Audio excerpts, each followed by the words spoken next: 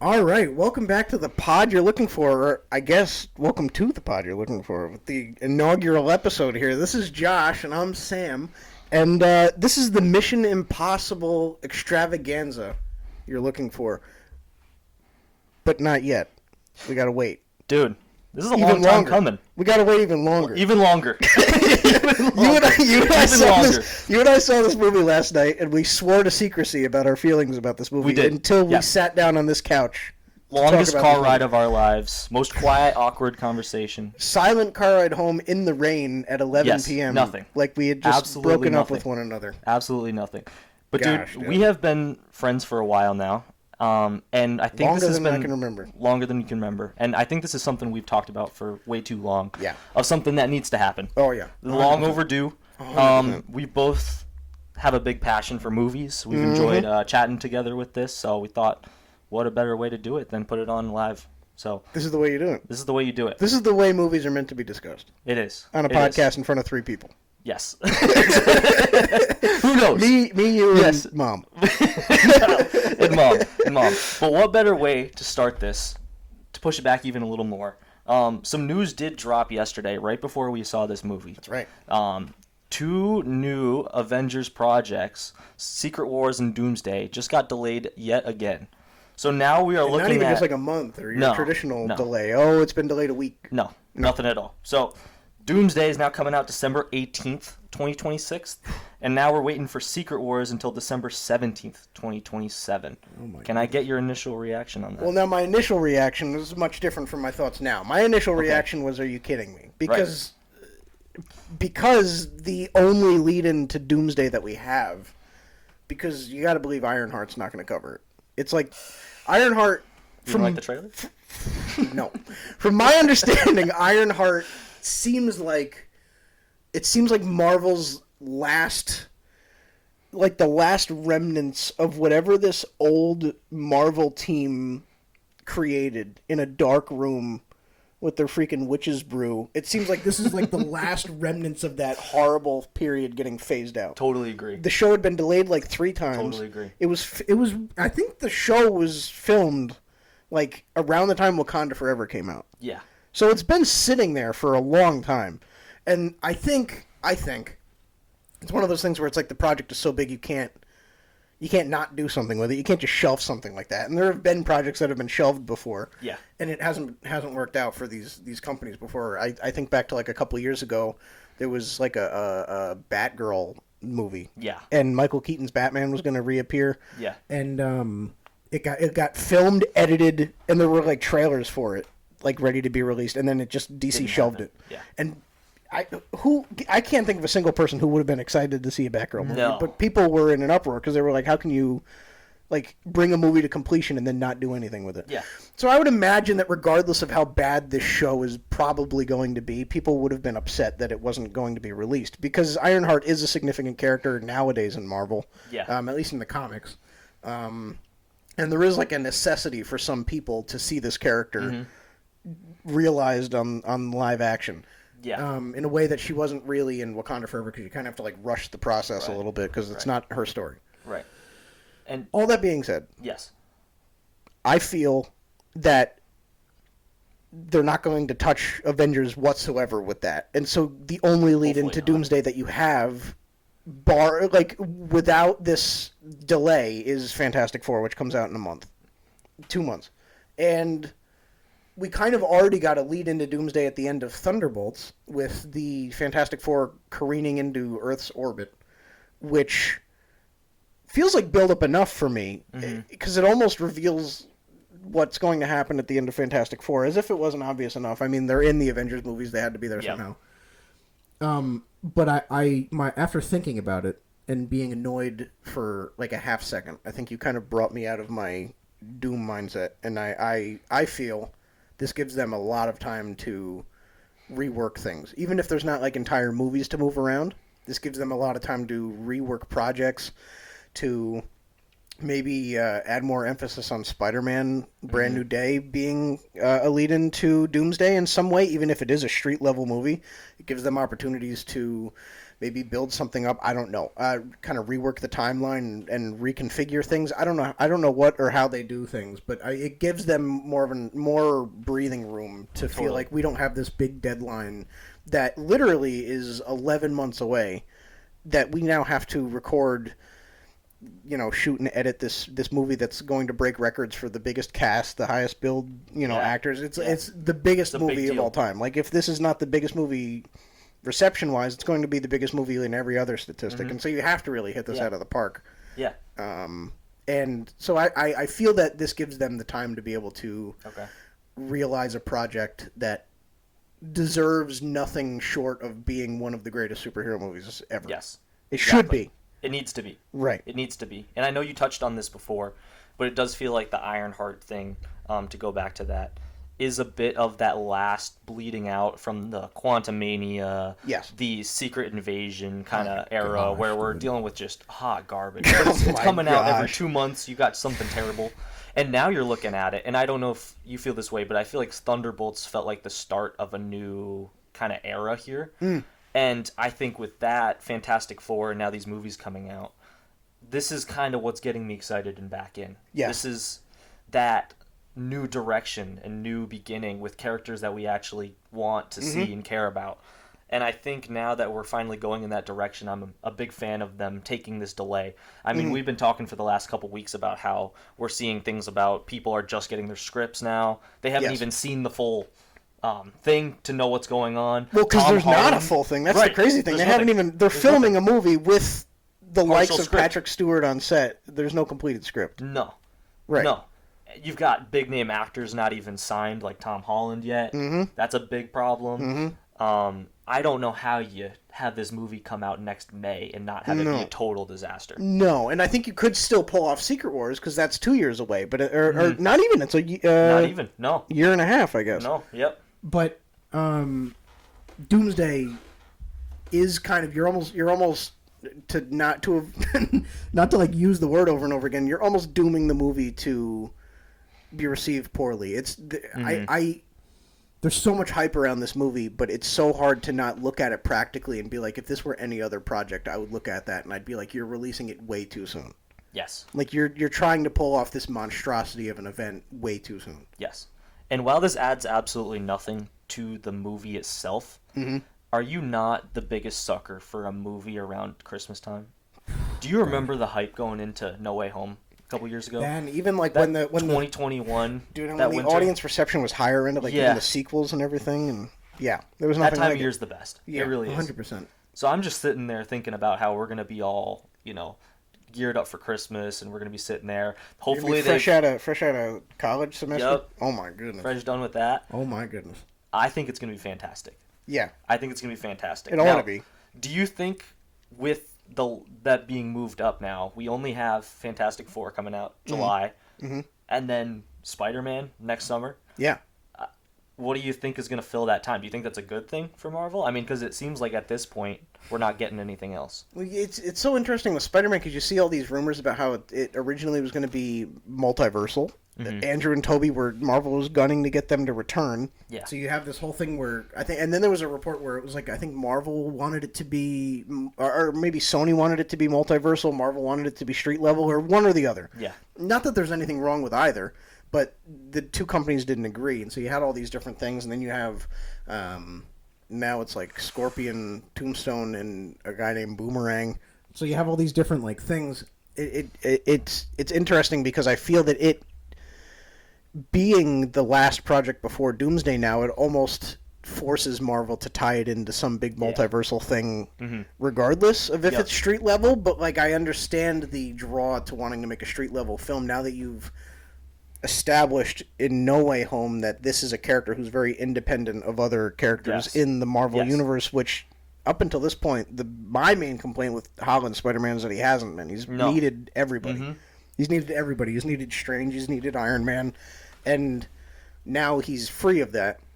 So there's a certain draw to a street-level project, but it's a little bit tricky when now it's like the movie that maybe more than any other Marvel character, people have been clamoring for a street-level story for this character, now is the character that's supposed to like usher the audience into the next enormous crossover event. So you're kind of like, how does that work? But it's better than them taking the rumored Strange 3 or the rumored Thor 5 and trying to, like, you know, zip tie some ridiculous script together and try and give us something like that, and then just bring us back into that Phase 4, early 5 feel, you know, where we just feel like we're wasting our time. Yeah. I don't know. If I could give my whole fantasy idea for it, I would totally, because I think you're right. I mean, we need Tom to have his own film here. I would love to see them do some sort of idea where it's just him the whole film for like 90% of it. Yeah. He gets over the top because he needs to defeat the villains himself, right? Especially if it's somebody like Scorpion. Yeah, totally. Somebody very low level, right? He has to. He has to. I would love to see them do some sort of tie at the end to a bit more of those like street fight New York City people like Kate Bishop and Daredevil. Tie that in somehow at the end. Maybe it's some sort of like the second he defeats everybody he's got to, some other big bad pops in. Somehow we get that as maybe like an introduction to Doomsday or something close to that, where you see a little bit of that come in. Right. Because now we've got the Thunderbolts and Fantastic Four kind of coming together. We've got Anthony Mackie and Cap leading that new other group. It'd be cool then if we kind of got that own like Spider-Man level run team. So you're thinking almost like the Defenders type thing. Yeah. Okay. How cool would that be? That would be cool. So that way we get a little bit of the best of both worlds. What is the situation with Daredevil and King? So Kingpin can only appear in the shows. He can't appear in the movies? I don't know. Is it the same with Daredevil then? I guess. Well, no, because he was in No Way Home. Right. Yeah. Yep. Although that was just as Matt Murdock, so I wonder if there was... I don't know. Yeah. I don't know how they do that. I think there needs to be some tie, though. There has to be. There has to be some sort of. And it's that tricky thing where it's like you look at Daredevil, you look at Jessica Jones and Luke Cage and Iron Fist, and you're like, maybe of all of these Iron Fist, I could picture him doing something. I can't imagine what Jessica Jones or like Luke Cage would be doing in a situation like Doomsday. No, I have no idea. And it would be cool to see some multiversal situation where in Secret Wars you have like the concept art where it's like there's like a village of Hulks, and then you have like whether this be something that they were teasing just before the incursion begins and the plot starts, or if this is a Secret Wars thing, but you see like Wong and Star-Lord like heading up the Young Avengers. Like there's all these different things. It would be cool to see like what would Luke Cage be like? Maybe he'd be like a brawler or something. Maybe he'd be like doing some like combat thing like in the Hulk world or something where he's just like fighting somebody. I don't know. It'd be interesting to see. But when it comes to taking on Doom, as hard as it is to accept, because in the comics they just make it so that everybody is got something to do. It's hard when it comes to live action. When all of these actors, you can't just draw somebody.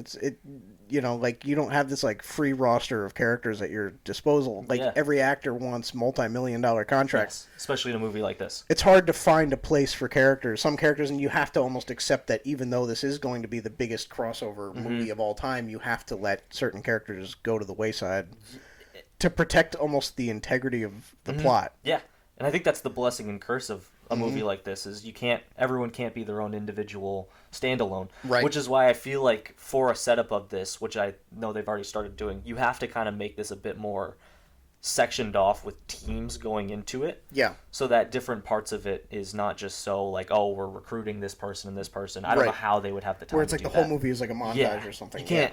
I think you need teams to be constantly coming in, which is why I would love to see Spider-Man have his own kind of thing. That would be cool. Fresh off of his first like big major.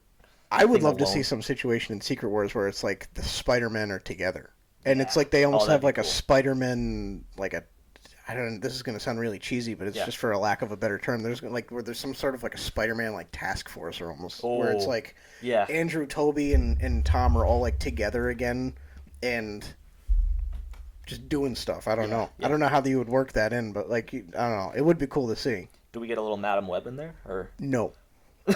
Put her to the wayside with Luke Cage. No, dude. No. Actually, that's an interesting thing. I know we want to get into Mission Impossible here, but what are a couple characters that you just pray to everything don't appear in this movie? Oh my goodness. I would love to not see She-Hulk in that movie. Or sucks because you know she's in there. I know. I would love to be able to see like the opening scene. I know you've talked about this. I would love to see Doom just massacring people. Mm. And I would love them to use all these side characters like She-Hulk and all these other ones. Just use them as big old prey. And just have him just wipe them out. Do a little Taskmaster on Like them. Nobody's Safe type thing. Yeah. Like right away. Set it. You remember when they killed Loki at the beginning of Infinity War? Yeah. And we were all Heimdall and shocked. everything. Yeah, right. Yeah, I need something like that. Okay. But like, I know they'd have. Yeah, but imagine the scenes if the movie starts off, you've got Captain Marvel coming in hot, and he just rips her shreds. Oh man, dude. Are you not like kind of like jaw dropped on the floor? Yeah. I think I would love that. Yeah, 100%. And honestly, and I'm being totally for real, as much as I would love to see her character just like totally get evaporated, like it would be cool to have a villain that feels like he's not just, Yeah. there for the sake of being there. Yes. And even Thanos, you look at it, and how many people really did we lose? I mean, he took out Gamora. We lost the big name people. We lost Black Widow, but even like Cap and Iron Man, they kind of sacrificed themselves. It wasn't like Thanos took them. won. So there wasn't, as big as Endgame was, there wasn't the loss that I think everyone went into that movie expecting. Everyone was walking into that thinking at least a third of these people are not going to be coming back, and they were. They were just there at the end. They're back, yeah. So it's yeah. I would love that. Right. I would love that. And I know we both were big Thunderbolts guys, but especially you might have to go ahead and show that off. Can people see the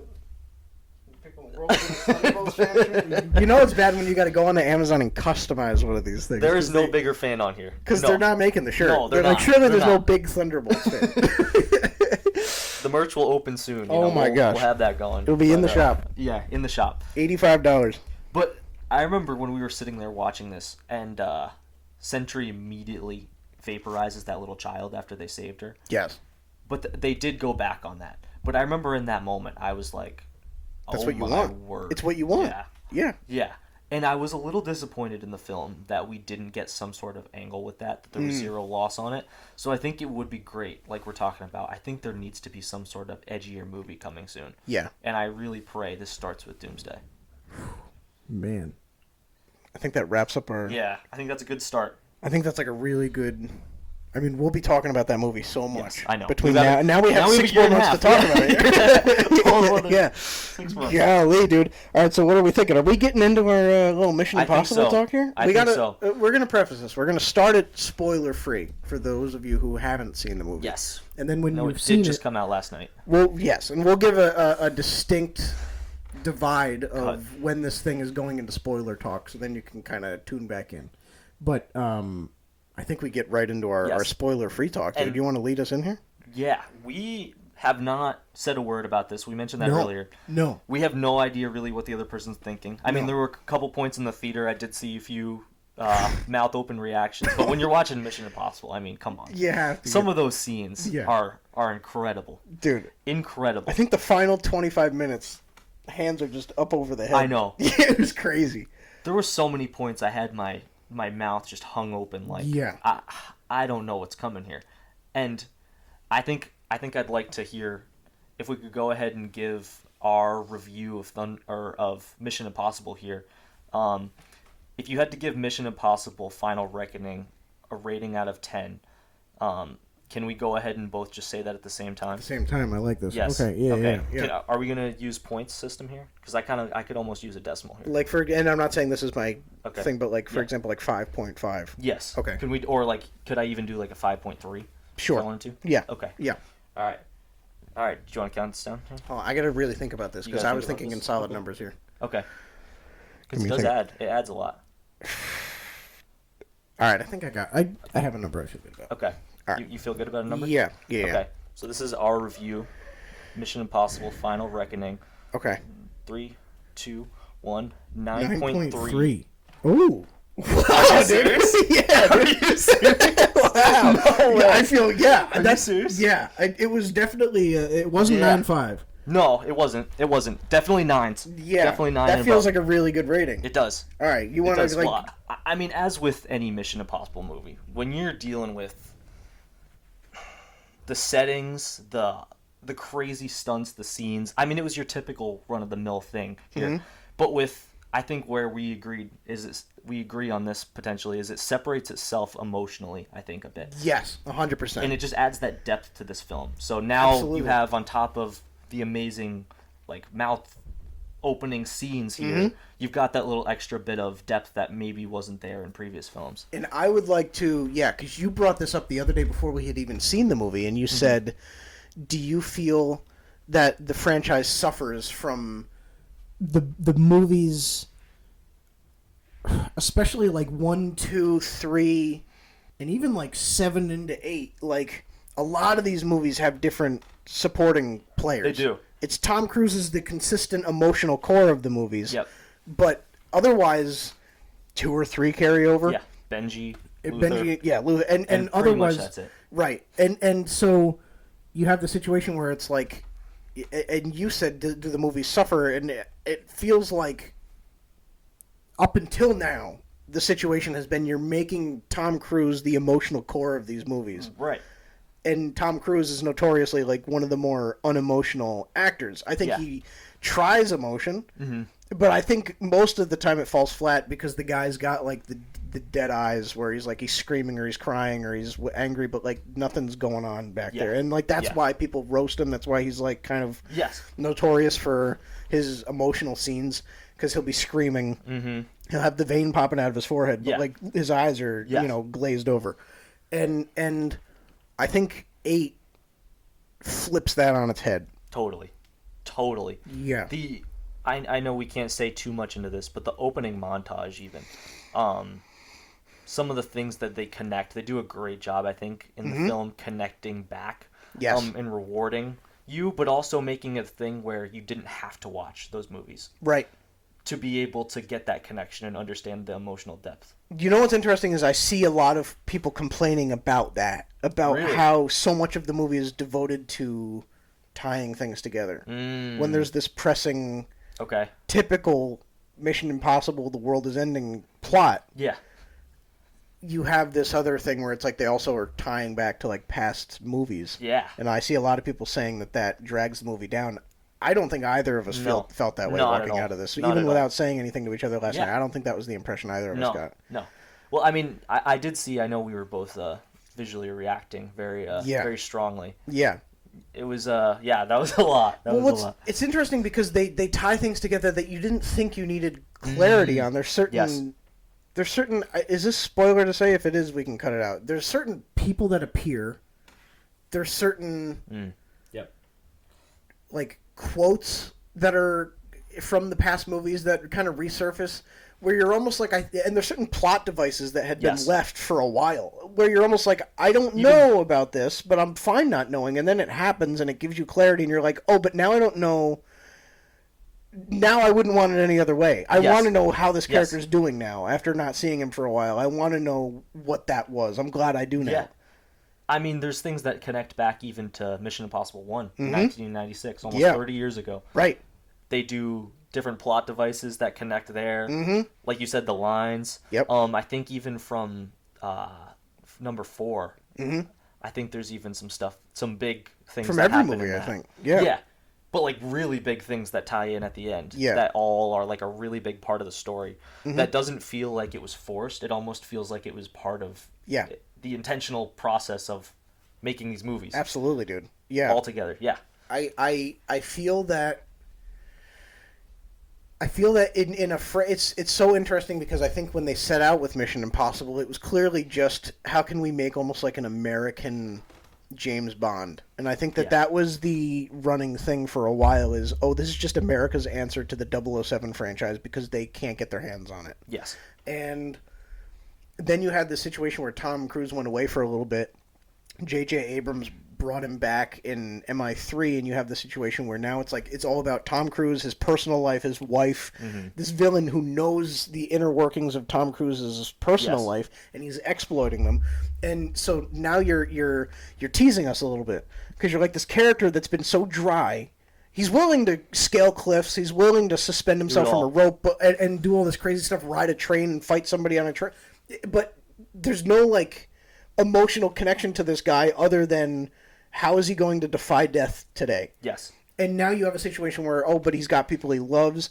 And then they almost kind of like go away from that for a little bit in 4, 5, 6, and 4, 5, and 6, where there's emotional beats, but they're kind of like, it's more action-based. It's more action-led. You have the crazy skydiving sequences, the underwater sequences, and occasionally they like dangle Tom Cruise's wife in front of your face to be like, oh, remember her? He still cares about her. You haven't seen her in 3 movies. Exactly. You remember her? Exactly. That matters. It's almost so much that you're like, I think I'd care about this if she was around more often, and I almost hate that she's not, because I feel robbed of an emotional connection to this Ethan Hunt character that I don't.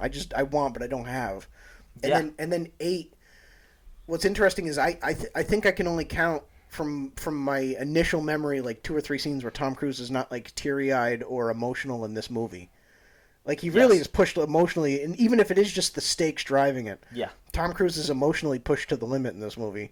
Ethan Hunt, rather. Yeah. And you feel it. Like you don't feel that it's being hammed up. You don't feel that it's being exaggerated. Not at all. You genuinely feel the movie doesn't stop. Like at all. Not at all. No. At all. And it was a long movie. It was a long movie too. Yeah, it was almost 3 hours or something. Yeah. I know we'll get into an all-together ranking of all the movies, but I do think, and maybe I'm going to go back on this take, but I do think that this movie was the most emotionally invested I've been in any of the Mission Impossible movies. Yes, 100%. Not coolest, not anything else. Emotionally invested. Most since 3. Yeah. Most since 3 I've been. Yeah, definitely. Or when Isla died. Yeah, that was tough. That hurt. We have to talk about 7 a little bit at some point. Yeah. I did like how it picked up from 7 too. It did. I think they said it was. I don't know if that's a spoiler talking about how long after. I don't think so, but. No, I mean, they kind of established in the trailers and stuff. Yeah. Yeah, just being 2 months after. Yeah. Right. I don't remember even watching trailers for this, to be honest, so I wouldn't know. So, but anyway. I remember the first one, but I don't. Yeah. I wasn't keeping up. Yeah, at all. Because oftentimes the impression that I got from these movies is it's almost like because they were so copy and paste action movie, they're all amazing, but because they're so copy and paste, you almost feel like you've got the movie figured out just based off of the trailer alone. 2 minutes and you're like, I know exactly what's happening. I know that this is the big stunt. I know that the world might end this way, and I know that because of how Tom Cruise wants his characters written, he makes it out of this. So like I know how this movie goes. And this, I didn't know what to think, because it's the end. It's marketed as the end. I felt like anything was up for a chance. Yeah. How do you feel about the trope in these movie franchises as we have another enormous movie franchise that turns the page and closes the book, potentially? How do you feel about this whole... Do you almost feel like the end... Like the whole end trope, you have Harry Potter and the Deathly Hallows Part 2, you have Return of the Jedi, you have Revenge of the Sith, you have Return of the King. All these franchises that it's not just the final... It's not just that the story's ending, it's that the whole marketing around this thing is that this is the last chance you have to like experience something with these characters. Yeah. Do you feel that elevates a movie, or do you feel like that almost like cheapens a movie because it's almost like the party trick? Yeah. Like do you almost feel like this movie is good on its own, or do you think it's good because it's this big, it's ending, it's all ending, don't miss the ending? Like, do you know what I'm saying? Yeah, no? I know what you're saying. I think it dramatically heightens the drama in it, because you do feel like anybody's, like, going into when I was rewatching through them all and going through it, you don't feel the same stakes. I know I'd seen it, but feeling like, this is what could happen here, or this is what could happen. Right. Watching this movie, I felt like because it's been advertised like the final thing, who knows? Right. Who knows? Any point, anybody could go. Right. And, I mean, you see different parts. There's a lot of drama that happens without spoiling. But I think it does pepper it up. It does stink because always, as much as you want to see things go out on a high note, it always feels like anything you like, you don't want to end. Right. So that's always a tough part. And I think that makes it kind of a little more sad to know that you feel like there's maybe not something waiting on the other side of it.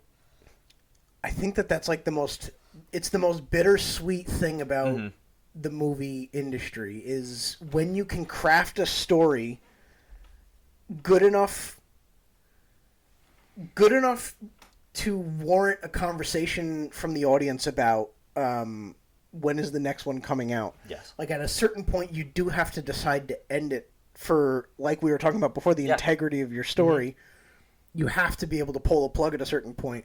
And I think that there's so much value in, even today, in a world where the movie industry is so watered down and there's so much crap that we get occasionally, where it's like, and I don't even mean in like message, I mean in quality of movies. So many of these movies feel like they've just been churned through a CGI machine or computer or whatever. And then you have Tom Cruise going out and he's dangling from a plane for 25 minutes. And you're like, this just doesn't happen anymore. I think that that's the best way you go out. And I think, unfortunately, like, there's this situation now in Hollywood where it's like people saying that, oh, it can't end there. Like, that's our go-ahead to make more money. And I think that, like, they underscore the importance of being able to say, hands up, this is it. Like, this is it. And like, this is our complete story, and you enjoy it for what it is. And that's why it's so great. It's not great because it's always going to be going on. Like, I don't want Mission Impossible 12, 13, and 14. No.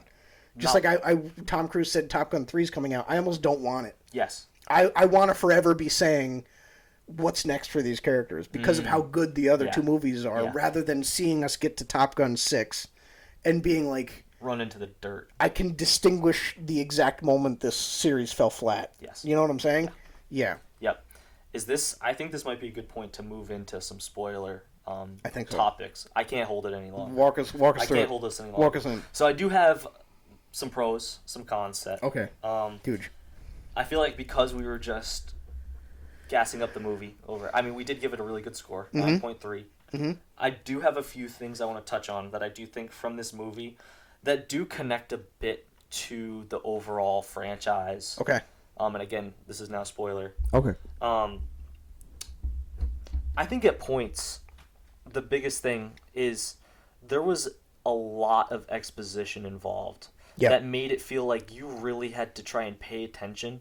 And I caught myself plenty of times being like, did I catch that right? Is this what's going on? It got a little confusing at points. Okay. And they almost throw so much at you about why this is. And we've had now, between the two movies, almost 6 hours worth of this just kind of set. Just build up. Yeah. Build up. And I still felt like I didn't understand it almost. Right. And I think early in the movie there was points, and a couple bits near the end, with how they were doing the whole AI thing, the entity. I felt confused on what exactly it meant. And I think tying in with that, another gripe I had with the film was that in the first one you see, in Dead Reckoning, you remember like where he's got, where the entity is constantly like hacking in and trying to mess with him the whole time. Yeah. I was a little disappointed at the lack of involvement from the entity. Right. When he goes, this is what he's expecting us to do. He mentions that, right? He has that whole encounter when he goes in the box and he connects with them. Yep. You don't hear a thing from the entity the whole rest of the time. At all. No. And I think that kind of... I would have loved a bit more. Where it's almost like Tom Cruise, or I keep saying Tom Cruise. Yeah. He's so synonymous with the characters he plays. He is. There's like the moment where they say you won't be the same when you come back out. Mm-hmm. Yes. And he was exactly the same. He was exactly if not the same. more doubled down on who he was before. Yeah. It was like a second where he was just freaked out. It would have been cool to see some sort of a psychological thing where it's like it's AI, it is a machine, and it does have like this database, this like beating heart and this underground thing, but like you have to assume that in some way, like there could have been, I guess, a potential way for it to integrate itself into his mind, where it was like this living, breathing thing. I don't know how you would have done that. I don't know if maybe there would have been like a chip or something in the mask that like when their conversation was over, it would have like shot something. Yes. I don't know how you would have done it, but like some way to integrate it so that throughout the whole movie, Ethan Hunt is having like a psychological, like almost like battle. Internal warfare with this entity. Yeah. It could have added a whole other dimension. Totally. Not to say that like the rest of the movie is bad or suffers. No, but it didn't. It might have taken the responsibility off of the movie to like feel like every scene for the first hour and a half has to be, this is where the character is, this is why they're here, this is what they're doing. Yeah. I mean, there's a whole chunk in the middle. For such a long movie, I felt like there was a whole chunk where he goes down in the water. He gets in the sub. There's so many different places he's at. Yeah. And different things he's doing, and there's zero involvement. The only thing we really saw was when somebody who, I don't know how, again, part of the confusion, are they being controlled by the entity, or are they just like reformed their opinion of stuff and they just think that he's right? It felt like a brainwash. Yeah, like a brainwash. where that person comes up in the sub and tries to kill him when he's while he's running. That felt like the only involvement we really got. Right. I think it could have been a lot better and a lot cooler as a villain if we had seen a bit more. I mean, he goes through the whole scene down where he finally gets down below in the surface and he gets to the old sub. And, like, nothing other than just, like, what's going on in the environment around him. Right. That's it. And you hear, especially in the beginning, when it's showing the montage of news reports and about, like, the New World Order under the entity, you see it's talking about, the entity has, like, accrued these, like, acolytes that follow the teachings of the entity and ascribe to what the entity says it wants to kind of do when it has full control over the world.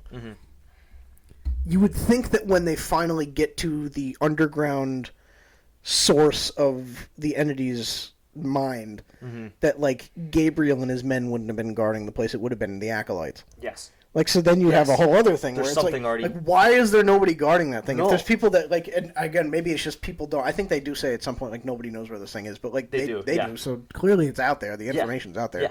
You would think that it would almost be, even if it is, like, how cool would it have been if it was, like, the world's, like, main power, like some Russian soldiers, some Chinese soldiers, some American soldiers, like, all brainwashed by the entity, kind of working together to guard this thing. It would have been very interesting, because... a whole nother layer. What do you even do? Yeah. And it's like your gripe with Ahsoka, being that they make... That's a whole other episode. I know, a whole other thing. But to bring it to that, you always get upset with Thrawn because he's made to be this calculated thing. Right. And I feel like they way overdo that, being, that the entity is so calculated, its mind is way above us, it's already learning, it's picking up on what we're doing. And yet, the whole thing of Tom Cruise is going against the grain and figuring out a way to do the impossible, right? Yeah. So him getting down there to do something should be expected by the entity. Right. And it was in the first movie. Yeah. So I almost don't get how there was just nothing. Right. I feel like that totally takes away from the kind of the credibility of that. But again, small detail in terms of the movie. Like it didn't feel as dramatic while watching the movie. But just the more I've thought about it, I kind of feel like that could have been buffed a lot. So you almost think that the stakes from the movie came from just the fact that it was the last one, rather than what was actually happening in the movie? Not entirely, but I think it could have been bigger. Okay. I think it could have been bigger. Okay. I just didn't fear it the same way I did when I watched Dead Reckoning. Interesting. I remember watching Dead Reckoning and feeling like, wow, this thing's unbeatable. Interesting, dude. And I felt like watching this, I was kind of waiting for the something to come, and it just didn't. Right. It just didn't. So anyway, that's just a thought. And remind me, Gabriel's whole motivation was after he wasn't able to get the crucifix from Ethan. Yeah. The entity disavowed him. Yes, essentially. And cast him out. So he was trying to get back in to take the entity's control. Like he wanted to control it rather than work for it. Yes. I see. Okay. Pretty much. Okay. Pretty much. Because I think I was like putting that together in the final like 10 minutes, and I was Yes. like, I should have totally figured this out an hour ago. And so it's a pretty small list of things. Mm-hmm. One other thing, though. Yeah. And this is pros or cons? This is cons. a con. Okay. From the whole movie series in total, and this movie, when are they going to stop doubting Ethan Hunt? I mean, seriously, every single film, it's always a new director, somehow. I mean, I know she was in the previous one, too. Right. And I know she helps him, too, right? But every time you see whoever's leading the U.S. government always has some issue with him and thinks, oh, he's up to no good, he did this, so he's going to... And they just never trust the process. Every single movie. And they almost touch on it in this movie. They say, the reason we're in this spot is because you keep going your own way. But the only reason we made it through like multiple other catastrophic events is because he went his own way. And does it not drive you nuts when they're like, oh, and the only reason we're here is because of you? Right. Yeah, for the better. For both reasons, yeah. For the better. Yeah, exactly. Yeah. Yeah. It's... And I also... I'm kind of surprised almost with how Ethan gets ragdolled, allows himself to be ragdolled by the government because of that. Like, I'm surprised he's not a little bit more like, especially in this movie, where there were so many instances of, hey, you remember this movie? Oh, you remember this character? Like, I'm surprised he wasn't, like, just rattling off, how about, whatever. How about this, that, and the other thing. Mm-hmm. And, one last thing, right before we go back into all the good things. Yeah. They mention this in the first movie, well, in Dead Reckoning. They mention it in Final Reckoning. They talk about before Mission Impossible 1, Ethan had a past, and the government looks past it by giving him this opportunity to join the IMF, which is never really explored in movies. I was going to say, did they establish... It's been a while since I've seen one. Did they do that before or no? No. This is a new thing. He's just straight in working for Jim. Right. Right away. And I was hoping, with all the flashbacks going on, we were going to get some sort of tie to this past. Like, we talked about it. What did he do? I don't know. That's my point. Yeah. I don't know. They just keep saying, "Oh, we forgave you." You remember that whole line that they were doing? Because I was wondering, in Dead Reckoning, I was like, "Well, surely they're going to mention it in Final Reckoning. That's probably how they're going to do it." Right. Not much. Just that one bit, but enough to remind me that it's there and that they know it's there, but they're still not doing anything with it. Right. It's interesting. I wasn't really thinking about that. But I feel like the whole time, that's what I was intentionally watching. Where you ever come into a film, like when I was coming into this, I had like 3 things that I was like, I'm specifically watching for these things. And that was one of them. Yeah. And I was like, man, I don't know. Oh, that's interesting. And then they touch on it. But anyway, again, small details for the most part. Right. I mean, those are like more nitpicks. Because, while those are big things, I guess, it's so overshadowed by just how impressive it is. Overwhelming. Yes. Yeah, I don't know if you had any like specific things that you thought were great. I can go right off here too. Written down, no. Off the top of my head, I feel, and we need to do another episode when you see this. You need to see Maverick. Okay. I feel that this movie specifically cements Tom Cruise's. I'm willing to put him down as the most important actor working in Hollywood today. Wow. I think that Tom Cruise is so important to the success of this industry and like the quality of filmmaking down to even just like his enjoyment of it. I think back to COVID when movie theaters were shut down, and in even the few that were open, you remember it was like, we're open, but it's only 1/3 capacity. Oh yeah, and we're only doing like 2 showings a day because we got to like bleach out the theater in between showings, and there was no incentive to go to these movie theaters. Not at all. And nobody wanted to go. When they started to open up, people were scared, and Paramount approached Tom Cruise as Maverick was being written edited. Yeah. And they said, we're in the process of launching a streaming platform, Paramount Plus, and we want this movie to be like the flagship attraction for this thing. Yeah. Because up to that point, it was Disney Plus, it was Netflix. Not many. I don't think HBO was out yet. Not really. Yeah. Not picking up steam. And so streaming was not what it is now. It's not like the giant that incentivizes people to stay home for movies rather than go out. But at the time, that was a real fear people had. And people just thought this is the next phase of all the things that came out of COVID. This is the one graceful transition just from the theater experience into watching all these things at home. And I remember even like Disney releasing Black Widow to streaming the same day it came out in theaters. And so people, instead of paying $20 a ticket, were just paying $20 to watch it on Disney Plus. And Tom Cruise said the only place this movie's getting released is in the theater, and the only time this is going to be on Paramount Plus is when it's on Blu-ray for people to watch. And I remember him saying in interviews, like, he called governments, and he, like, worked with world governments to try and, like, coordinate how they could safely release this thing. Really? And the movie ended up making, like, $1.3 billion, and it saved the industry. Huge. And it's not even the fact that he pushed that hard for the movie experience. It's the movie.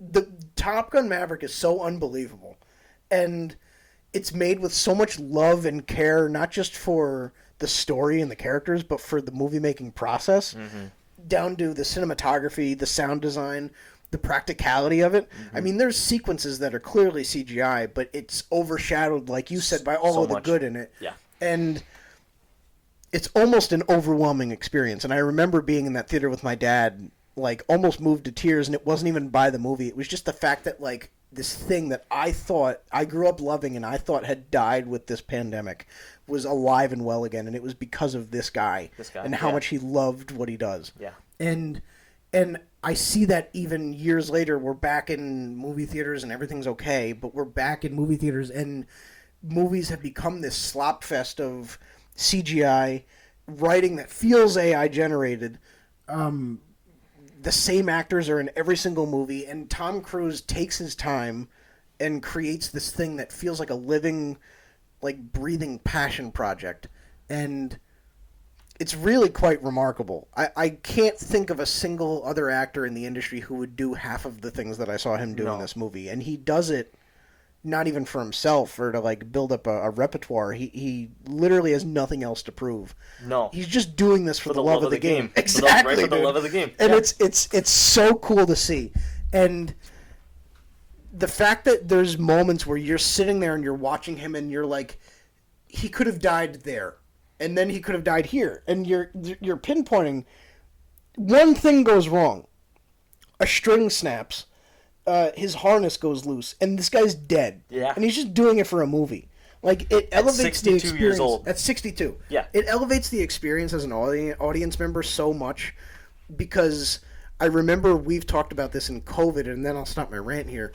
In COVID, there was this moment where you were seeing Tom Hanks in, like, Zoom interviews, and his cat's crawling, like, behind him on the sofa, and you're seeing, like, Anne Hathaway, and she's in her kitchen, and she's got, like, ice cream stains on her sweater. Yes. And you're like, these are just people. Humanizes them to, like, a level you almost don't want. Right. Like, I think I walked by this person in my grocery store. Like, it put us on, like, a level playing field with these big-name people that we thought were so far above us that I don't think anybody was ready for. And I really think it took a lot of the enjoyment out of the movie theater experience until stuff like Dune started coming out. Mm-hmm. Until stuff like Mission Impossible came back. Yeah. And Tom Cruise goes and he says, just through his body of work, in this industry that has been so dumbed down, nothing's changed. The standard hasn't changed. Mm-mm. And I'm pushing myself more than ever, and I'm doing it for you. Mm-hmm. It really allows you to feel this kinship to this person that I think just elevates a movie that, for whatever reason, some people I see online are saying it's a mixed bag. I can't believe that, dude. No. I can't believe it. No. If you haven't seen the behind the scenes, you gotta. It's unbelievable. You want to touch on that a little bit? Because you were talking about that last night. Insane stuff. You watch it, and every time I think about it, and I go, oh, he does his own stunts, but, like, let me see kind of, like, what's going on. Like, really, like, what did they... No. It's just straight up. Mm-hmm. He really, and like you said, for the love of the game, but, like, seriously. Yeah. Have you ever, like, do we have anyone else who's doing the things he's doing? No, like nobody. And nobody. I think that's why it's so special. Yeah. And I think also, it's not going to be forever. It's a flash in the pan that, like, is ending. Yeah. And you don't want it to continue because you don't, like, I don't want anybody to try and copycat Tom Cruise. I want there to just be like, I was alive when Tom Cruise was making movies. Yeah.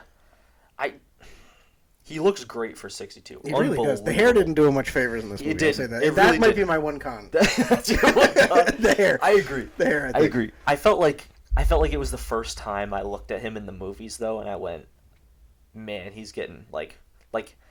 I always, and this sounds awful, obviously he's 62, right? So obviously he looks way better than he should. It was the first time I didn't look at him and go, man, he looks 35.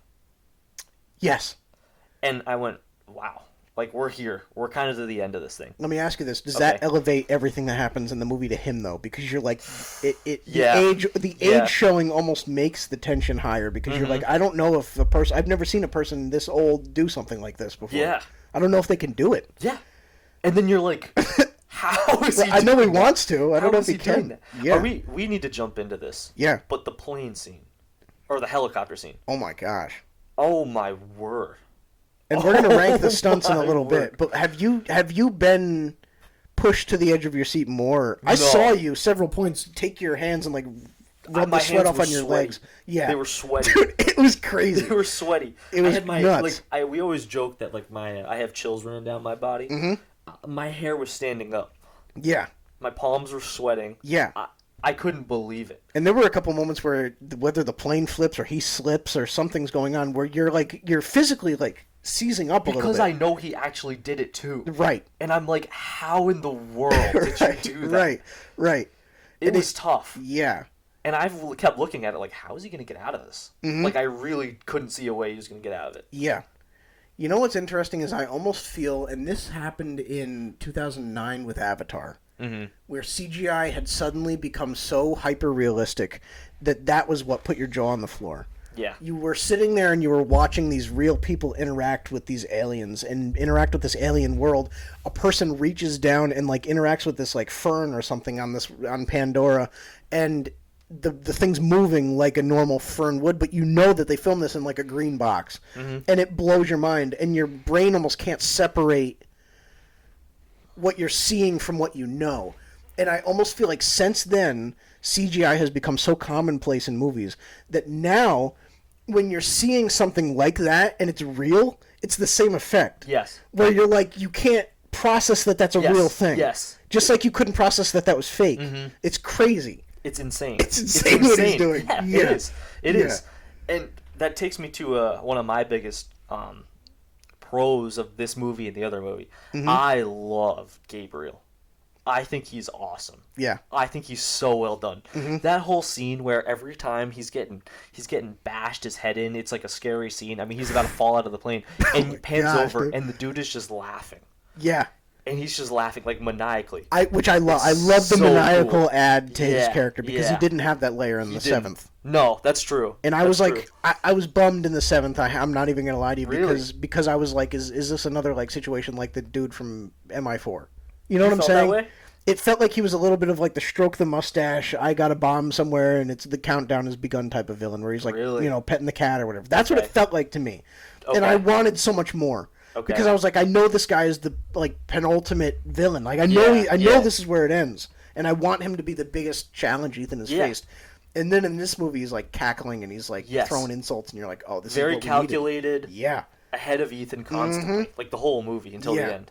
Absolutely. And I disagree. I felt like he was great in 7. You did. That's I totally felt like fine. He was great in 7. That's totally fine. That was the thing. I guess what I was saying earlier with the entity. I thought in 7 the two of them were like, well, I mean, I know I'm like humanizing it, but like the two things were like flawlessly like insane, like impossible to conquer. And I know he pickpockets him at the end, which kind of ruins it. I know I've said this to you before. I wish they had ended on a better note, being more like a bad note, I guess, to say. I would have loved like a little bit more. You wished of the he cliffhanger. had run away with the crucifix or whatever. Yeah, I wish he had taken it. Crucifix? Yeah, whatever it is. I mean, if you're going into a part 2 of a movie, I don't understand why they didn't have it be a bit more of a, like it was more like it ended like a, oh okay, well I can see how we could get out of this. Yeah. Well, especially because the vault is not the MacGuffin of 7. It's the cross. Yeah. So when they get that, it almost gives you like a payoff that you felt in other Mission Impossible movies where you're like, I know this is building to the next thing, but this feels like a complete story. They got what they wanted. They did. Yeah, it does. And the other thing I want to throw is, maybe I'm totally remembering this wrong. I thought I remember in 7 them talking about how the crucifix was the thing they needed. That would give them control. But then in this movie, it's like, oh, you take the crucifix to go get the other thing, which I don't even remember what they were calling it. I don't remember what they called it. But anyway. They definitely referred to it like it was like... It was just a key to get the other thing, to then put it together with the other thing, with Luther's pill. Right? I just don't remember that. So maybe that's probably just a me watching issue, but anyway. I just watched 7 like 2 weeks ago, and they do refer to it multiple times throughout as like the means to get to the end. Like it is referred to as like just a step in the thing. Oh, okay. But like I think you're alluding to, and I agree with, is like we were just saying, it's treated like it's the main thing. Yes. So it almost feels a little bit like, oh, when he just unlocks the vault, takes the thing out, and just leaves the cross there and swims away. You're like, oh. You're like, so that was just, okay, that's it. Right. Yeah. Which, again, it kind of is like, I don't know why I keep referencing the Star Wars sequels, but it's like Snoke getting sliced in half, where you're like, oh, so this thing that we've been building to is just a means to the end. And you're like ready for a catch or something, and you're just like, okay, I guess that just happened. And I don't know what I was expecting. I don't either, but I was like, all right. Yeah. Did you feel like, I think one of my favorite things about the movie, though, is, and I know it's across all the movies, the use of so many different settings was so cool. Yes, the best thing this movie has going. Arctic. Yeah. I mean, he's everywhere. Everywhere. 100%. So cool. 100%. Did you have a favorite location? Favorite set piece? Or does that kind of play into our stunt conversation that we're about to have? Yeah, I mean... Okay. Do you want to go ahead and just do your scene stealer here? Because we already touched on mine. Well, I want to talk about, before we do that, Okay. you proposed this question. I was like, we decided to talk about it on the podcast instead of talking about it before. Yes. Should, like, Ethan's ending, the ending to this character. Yes. Like, was he treated the way he deserved? Is it perfect for the ending of this movie? Did they almost, like, not do enough and it almost, like, left the door too open for sequels? Because you know Tom Cruise can't help himself. I know. He can't. No. Should Ethan have died? Should he have died? We're both speaking as people who thought he did for a sizable amount of time. I could not believe that, dude. We both like had our I hands was. over. Yeah. We both were like, oh! That's the most distraught I've been in the theater in a while. Which is crazy. It was crazy. I was so upset. Yeah. When he starts falling and it like the ground is getting visibly close. Uh-huh. And I didn't know how he was gonna die. Like I knew obviously falling. I didn't know how they were gonna show that. Right. So that's part of my concern. But like. He's putting that thing together, and I'm like, this is it. Mm-hmm. This is it. Right. And, oh my gosh, dude. Unbelievable. It felt like it was a tee-up. They're going to be celebrating that the light went on and they saved the day, and they're not even understanding what it took to get there. Yes, Like, then that's going to be the big thing. Here's the sacrifice of Ethan. So what's your answer? Well, what's yours? So, I do think he should have died. Oh, you do? I do. And let me take this a step further. I'm gonna say this right now. Clip it. I think Ethan should have died, and this should 100% be the last movie in the franchise. I agree with that last part, 100%. Now, I know it'd kind of go the other way around. Like, this should be the last movie in the franchise, so that means Ethan should die, I guess is more how I should say it. Because, obviously, what are they going to do without him? But, I, like you were talking about earlier, I don't want to tarnish his legacy at all. No.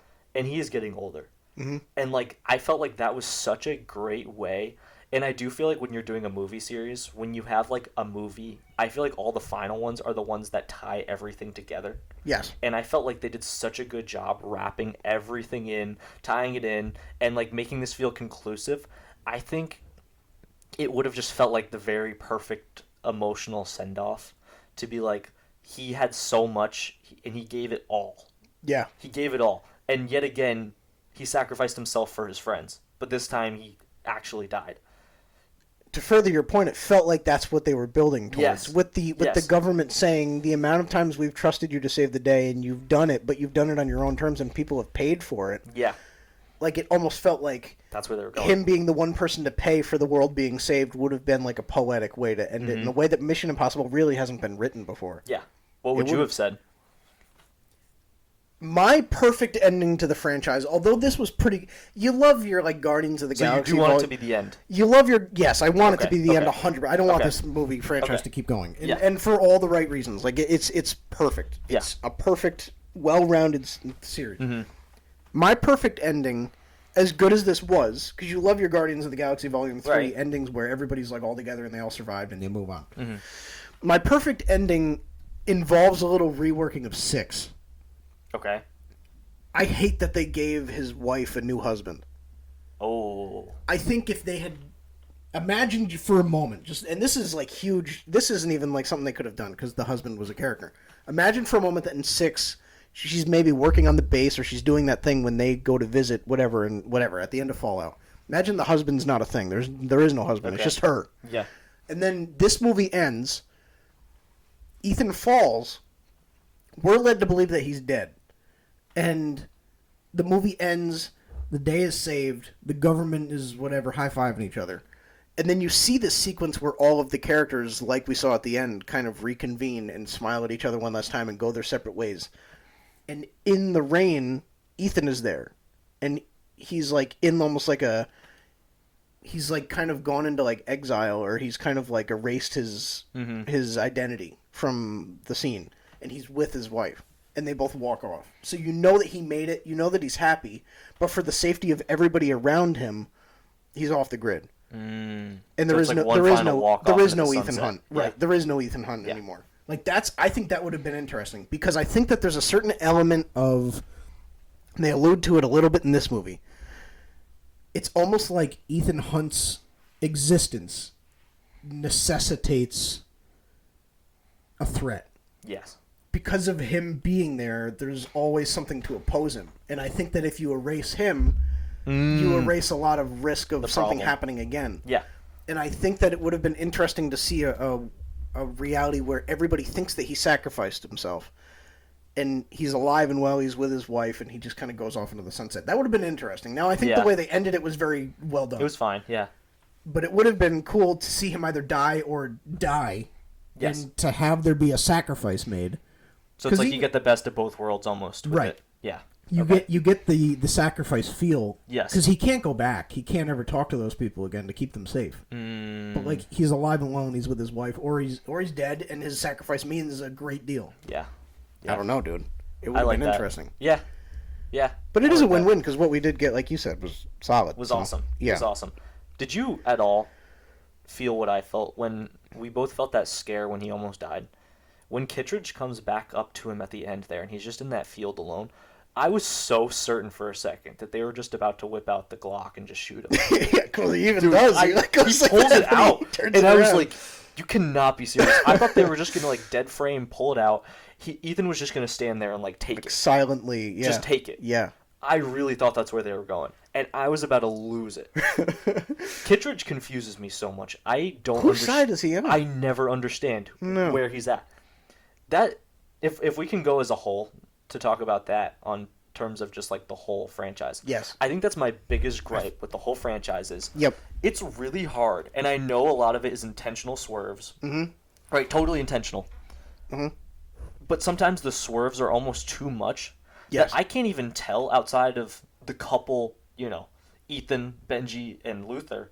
I can't even tell who's good and bad sometimes. No. Unless they're just explicitly bad. No, there's a lot of people just doing things from their own motivation. In between. They're just constantly swinging. Right. And you're like, I can't tell if you're doing shady business right now or if you're helping. Mm-hmm. Yeah. I have no idea. And I'm sure that, I know that adds to the allure of them.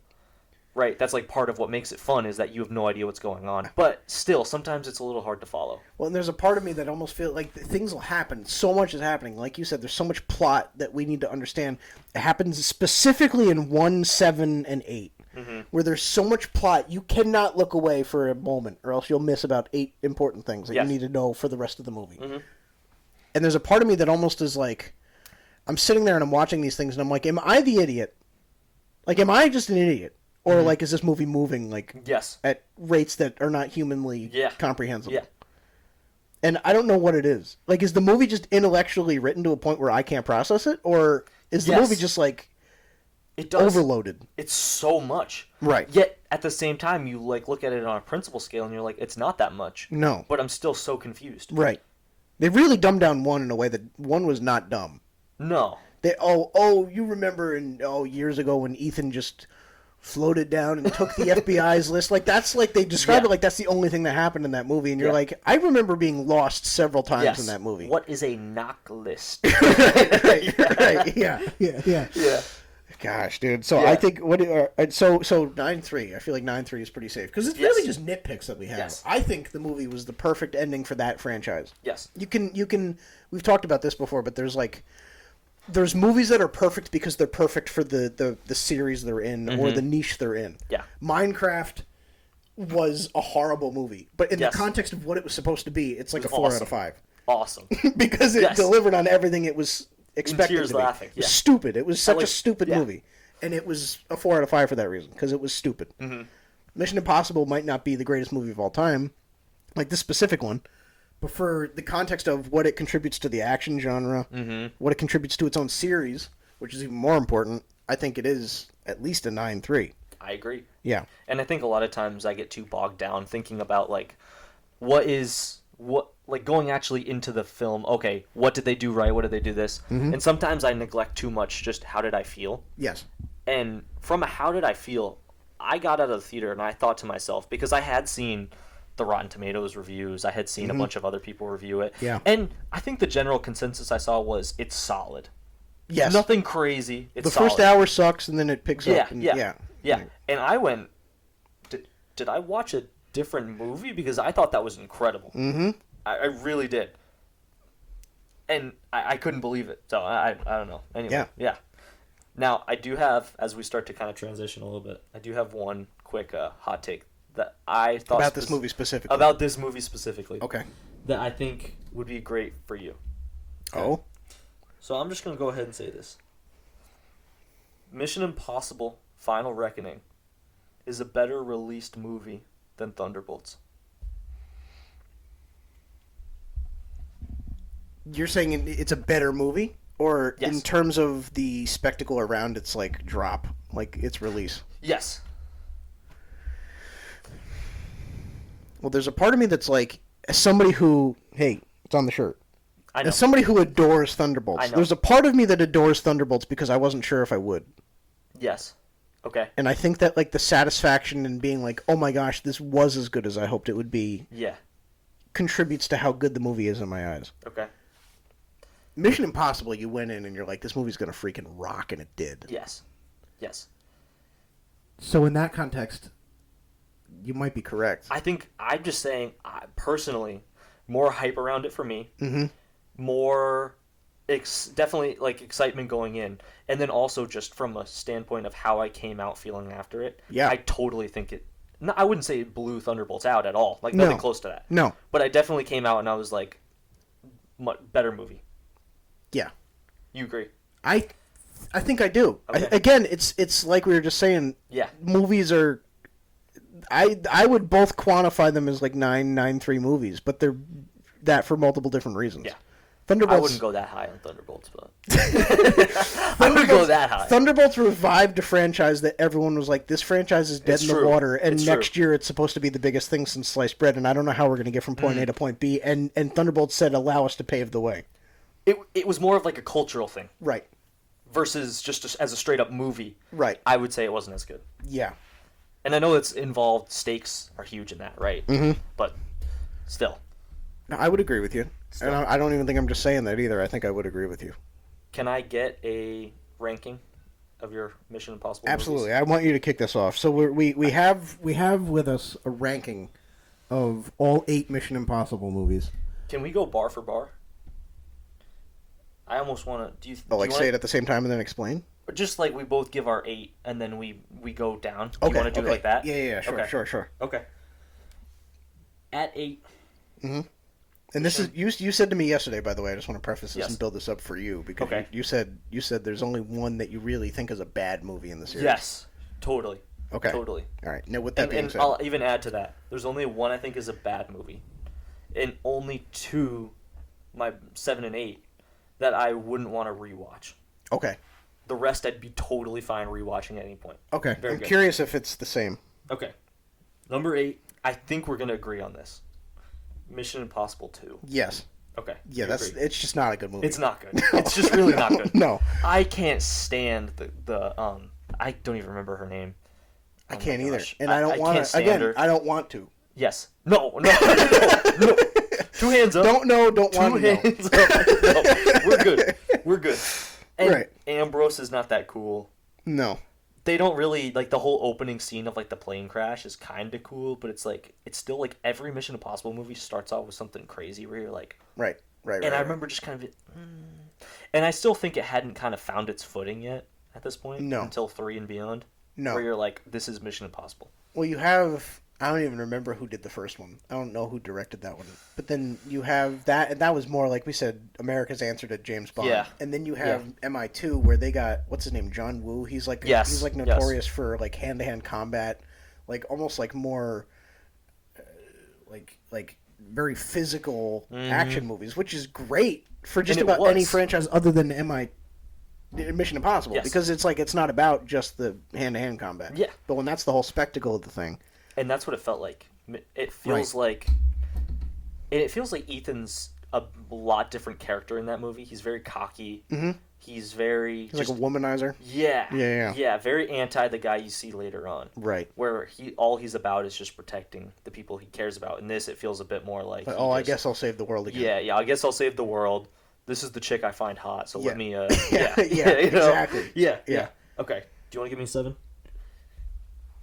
Yeah, well, so 8 for me was also, MI2. Yes. 7 I have is Mission Impossible 1. I have it as well. It's a great movie. But in the context of where the series goes, it's nothing like any of the other movies. Even 2, it's like totally different from everything else. And I'm so glad that in Final Reckoning, they harken back to so much of the first one. Mm-hmm. They do. I think that was needed. Because you need to feel some sort of a continuity that's just not felt and hasn't been felt for 30 years. Mm-hmm. And I just feel it's too far removed from me that I can't put it in the same realm. I think when you get to 3 and especially 4, this series goes on such a Linsanity run where everything is such an enormous event of a movie. Yeah. It's just tough because I don't think the first one's a terrible movie. No. It's just nothing like any of the others. Nothing. And so I can't put it even in the same realm as the others. I can appreciate what it contributes, but I can't rank it in the same thing. It doesn't feel the same. No. I don't know if you felt this too. I felt very confused a little bit by it. I know I mentioned that before. I remember looking up multiple things while watching that movie and going, did I just see that right? Yeah. Is that what happened? And I also think it doesn't help. I know that the big twist is supposed to be that Jim was the bad guy the whole time. But with him getting 0 screen time at all as the main villain, it's just tough to feel like you know what you're fighting against. Right. And they build him up, kinda. And then 2 just added in. I mean, the main scenes are iconic, right? Of course, him dropping the knife and coming down, which we didn't even touch on in the movie. That was such a cool moment that they brought it back to that. Yeah. And the rabbit's when foot. He gives it back to him. Yes. Yeah. So cool. Really cool. So cool. But it's iconic, and I think that's about it. Right? Yeah, I think that's perfect. Iconic, and that's it. Yes. Yeah. Okay. You're going to be really offended by this next pick. By number 6? Yeah. Okay. Say it. Can I preface? Yeah. This is where, again, I would love to rewatch all the movies from up here. I love everything from here on is at least an 8 out of 10 or more. Agree. Yes. Totally agree. 100%. Totally agree. So I'm not dogging any of these. No. It's just you can't put them all at once. Yes. Okay. Right. Yeah. Okay. Let's hear it. Go ahead. Oh, I want to hear you. You just... At number 6, I have Dead Reckoning. Really? Yeah. Wow. And it's for one reason. Okay. I think that the stunt is unbelievable. You talking the motorcycle scene? When he drives off of a cliff with a motorcycle is it defies belief. I think that the characters are great, and I think for the characters we lose along the way, the new ones are a very pleasant surprise. You don't think that you'll be attached to these new characters, and then just suddenly you are. And I think that the movie really, the franchise just does such a good job of roping you into these characters that you just don't expect to care about. And so it does so much right. Again, the cinematography is amazing. The stunts are amazing. You get Tom Cruise running on an airport building, which is it's phenomenal. There's no reason for him to do that. No reason. Yeah, no. Just for the shot of it. He knew. There's absolutely no reason. Yeah. But he does it, and we appreciate it. I just feel it suffers from the same thing 1 does. Yeah. Where we talked about it. It's the exposition dump, where you have the payoff coming in Final Reckoning. Yes. You need to build up to it somehow. So I understand that they had to kind of bite the bullet and do it all in this first movie. And I will say, Final Reckoning, being as good as it is, elevates Dead Reckoning for me a ton. Totally. Not that it was lower, but it definitely elevates it a ton. Knowing where it goes. As a complete story, right. I just feel that there's so much build-up in this movie. It feels like it can't be nearly as good on its own. And you can't say that about any of the other Mission Impossible movies. And so I have to kind of put it lower for that reason. Where it's the one in my head where I'm I can't really... Now that I've seen how the story ends, I don't think I can go back and appreciate this movie on its own in the way that I can every other Mission Impossible. You really have to watch them 2 together. Right. Yeah. Which feels like a chore. Even though both movies are great. Yeah. But they're long, too. Right. They're long, too. Right, yeah. So that's my reasoning. But what about you for 6? Because I know it's not Dead Reckoning. Yeah, I mean, I'll get to Dead Reckoning. To Dead Reckoning. I do think I think you're sleeping on it a little bit. I think there's so many cool things, and I know that all of them are this way, but I think with it being one of the newer movies, it's just so visually amazing to look at, and I think all the scenes involving starting with the train, unbelievable. Yeah. I love that whole sequence. 100%. And I think I actually didn't have as much of a problem following that movie as I did Final Reckoning. Okay. So, really? I was in on that. Anyway. I think that's where I start to think, I think I'm an idiot. Okay. I think I just am too dense or something. But you probably feel the other way, flipped. Because I felt like an idiot watching 8. I don't know. Okay. I don't think, well, that's the thing is I would like to think neither of us are idiots, but I don't know what's going on half the time. Yeah. I don't know. Okay. So for number 6, I have Ghost Protocol, Mission Impossible 4. Okay. Okay. I don't think there's anything wrong with this movie. It's the most obvious 8 to me out of 10, where it's great. It's got its really cool moments. Yeah. To say a few, I mean, when I think that's the one where he's scaling the building. Yeah, the Burj Khalifa. Yes. Yeah. Crazy. Unbelievable. Crazy. Yeah. And it's great.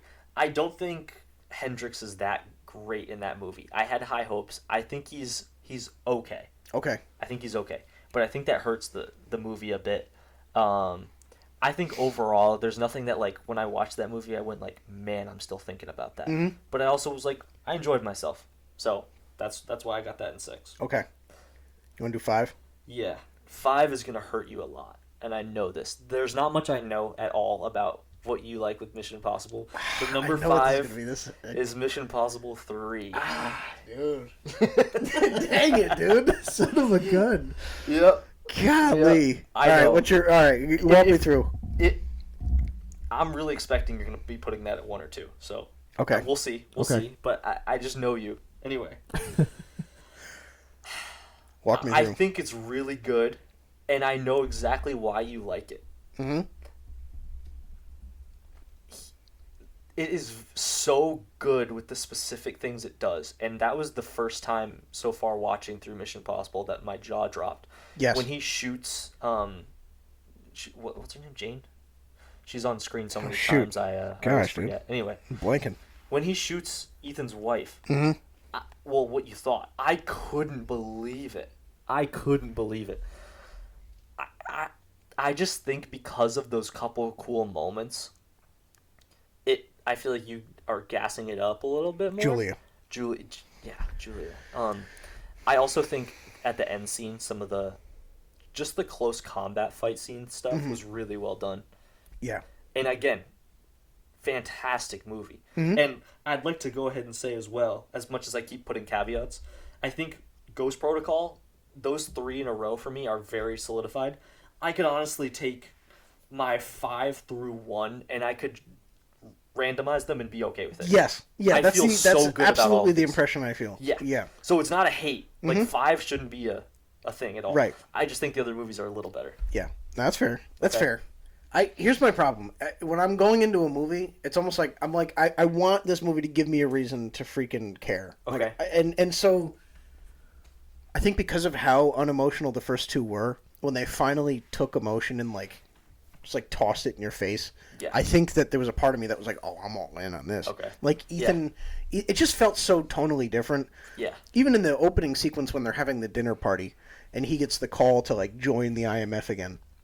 And he's resisting it at first, and you get him to come back in, and even just the opening sequence, the opening with the heck is it? Owen, yes. Where he's torturing the wife and Ethan. And when you finally get closure on that scene, there's just so much in that movie that works for me. I feel that, and I think it's because watching through the rest of the franchise, they don't reach emotional heights that 3 does for me, that it's almost like I can't get it out of my head. I can't stop thinking about that movie because it's just so different from everything else. Yeah. Is it as epic as 4 through 8? No. Is it as intellectual as 1 and 2? No. But it's some random sweet spot of emotion that really isn't established until 8. Mm-hmm. That it just feels like a rarity in the franchise.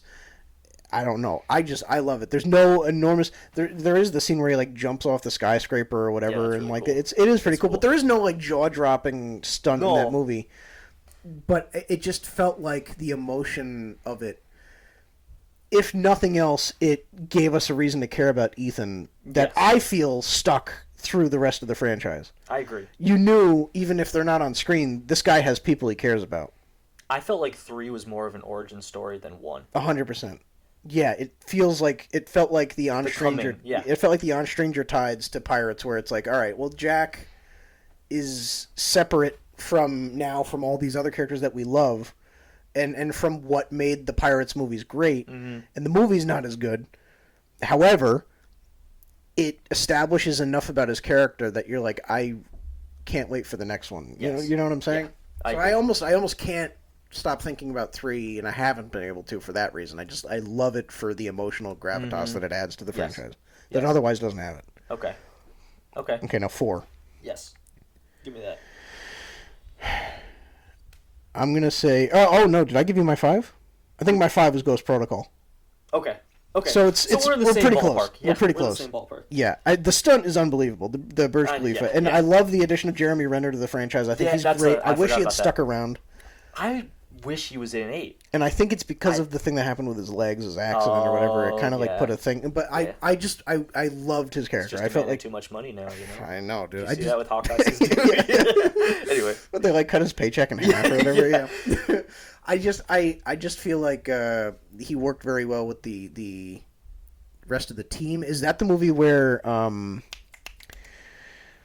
gosh, dude, Alec Baldwin's character was introduced? The FBI director or whatever? Mm-hmm. Yeah. There was a lot going for that movie that was great. There was like the female side character that I didn't care for. Yeah. The villain is Agent Carter. Right. Yeah. The villain is extremely bland. Kurt Hendricks, I think. He is, like we said, just the regular, like, I'm sitting in the padded chair, petting the cat type of character. Okay, but right. But the stunt was the first time in the franchise where I had to, like, almost, I think I was watching it in bed the first time, like, digital, and I put my phone down and I, like, sat up in bed because I was like, I can't be laying down for this. Yeah. Like, this is crazy. Yeah. That somebody's doing this. Yeah. And I'm sure he's harnessed up. I don't care. Mm-hmm. Then he's running down the building. And you're like, what the heck? And then he's swinging. Dude. And then there's the moment where he's hanging on to somebody who's hanging on to somebody else, and you're like, oh my gosh. Anyway. Yes. So, yeah. I think we've said enough about that one. Yeah. Number 4, and I think this shows that we're going to have a similar top 3 here. Yeah. I think. Maybe. I have at number 4, Dead Reckoning. Number 7. Oh, interesting. I really thought you'd have that at 2. No, okay. I don't. There's just better movies. And again, I think it's great. Probably, I mean, a lot more than you do. Yeah. And I think we already said a bit on that piece. I think it's just great scenes, great sequences. I think in terms of how I view prime Tom Cruise, the look at least and everything, that's totally what I would say. Yeah. Is that movie. I love Grace in the movie. I think she's great. And I was really touched when Isla dies. Yes. And I think that added a lot for me. That's the first time in the whole movies, if you think about it, that somebody really significant dies. Mm-hmm. And I think I know it sounds weird to say I love a sad part, but because it's so counter film to do stuff that's, like, not sad, but, like, I mean, I guess in some ways, but to do I don't know, I was not expecting her to die when she did. No. He keeps telling him, he's so calculated. He goes, because he has access to all that, and he goes, one of them is dying. And Ethan has a choice to make in that movie where he has to go essentially protect one of them. And he chooses Grace. Right. Boom, she's dead. Yeah. Isla's dead. So Maybe it's just cool how, like, locked in that whole situation is. And I love that. And again, to pump up Gabriel even more in 8 when he does the same thing too. He goes, someone you care about is going to die. And Luther dies in a second, That's true. Which we didn't even talk about. That was hard. I think we're both, like, pushing it out. I know. We'll talk about it when we get to that movie. Yeah. So, okay. So, anyway. Now, it's interesting because they kind of, like, they toy with the idea of her dying in the beginning, when in the first scene with the shootout in the desert. Yes. And then she doesn't, so you think she's safe, and then she's not. Exactly. Maybe I do need to rewatch that movie. If she, I think you do. I think you do, especially after seeing 8. Yeah, maybe. Okay, give me your 4. 4 for me is Rogue Nation. I had a feeling. Now, I think Rogue Nation is probably the most Mission Impossible movie of all of the Mission Impossibles. Yes. It's got the nonstop action set pieces, the motorcycle chase, the opening stunt where he jumps on the plane. Even with the stunt we just got, I think there's never been a stunt in the franchise that has fired me up more than that. Like, whether it be the shot, the way it's staged, where you see the wind howling and you see the plane take off and you just see, like, the wind start to, like, totally, like, rip his hair back, and you're like, oh my gosh. It's even in the Burj Khalifa, like, skyscraper scene in 4, you're like, I believe this is real. But, like, you see people occasionally, like, scale buildings and stuff. It's possible. Right. And then he just hops on a plane, and it's not like it's not like any plane. It's like a enormous like military cargo carrier, and you're like, holy moly! And then you see like the behind the scenes, and he's like, oh, but I was roped in. And then you look, and it's like some string like about as thick as our microphone wire, just holding them by the waist. And I'm like, he's not roped in. He's not roped in. And I think that like I remember that blowing me away. That was when it really set in that this franchise was like on a trajectory to like really go anywhere. Yeah. I love the villain. I love the there was a Solomon Lane. Yeah. I think he's great. I love that they carried him over and it was like a bigger story than just like a one-off. That I agree. There's just the a way lot they going catch for him them. too is awesome. Yeah. There's just a lot going for that movie. Yeah. And that was when they introduced Isla, right? Yes. Yeah. So there's just a lot going for that movie. Yes. I would argue that it's the most rewatchable in my opinion. Probably. In the series. It probably is. Yeah. I think it's great. And that's a great segue into my number 3, which is Rogue Nation. 4 was Dead Reckoning for you, right? Yeah, 4 was Dead Reckoning. Okay. 3 is Rogue Nation. Okay. So that ties in. I know that was your 4. Yeah. Same reasons. I mean, it's fun. Most rewatchable. It feels like it has the drama. I love it's Rebecca plays her. Ferguson? Yes, Rebecca Ferguson's great. Yeah. And I think she carries the film. Right in. Yeah. Great with Jeremy Renner too. Mm-hmm. I like all the angles of it. Yeah. Solomon's very cool. Mm-hmm. Same reasons. My number 3. All right. Now I need to hear. This is where I'm excited, is to hear your 1, 2, 3. I'm really curious to see what order you put these in. Oh man! All right, who's going first here? You got 3 because I just gave you 3 for me is Mission Impossible 3 for all the reasons that I stated before. Okay. Yeah. Okay. Yeah. It's not. I'm not going to be crazy. It's with not 1 and 2. Okay. I'm not going to be crazy. All right. But it. So we have the same final 2. Yes. I'm curious to see which one you place ahead of the other. Yeah, I have too. Anyway. I have a feeling we'll be in the same spot. Okay, but Mission Impossible 3. Yeah. All right. What about you? So, for 3, I had Rogue Nation. Oh, that's right. Okay. So Number for 2. we're at 2. Number 2. Do we want to say this at the same time? Okay. Yep. Number 2. You counting down from 3? Yes. All right. 3, 2, 1. Final Reckoning. Okay. Okay. So we agree. Yeah. Okay. Yeah. Okay. All right. Yeah. I mean, We just talked about it. What more can be said? It's great. I think we should more talk about why we have Fallout at 1. Mission Impossible Fallout is It's unbelievable. the greatest Mission Impossible movie. Yes. That's like a 10 out of 10. It's unbelievable. Yeah. It's got everything.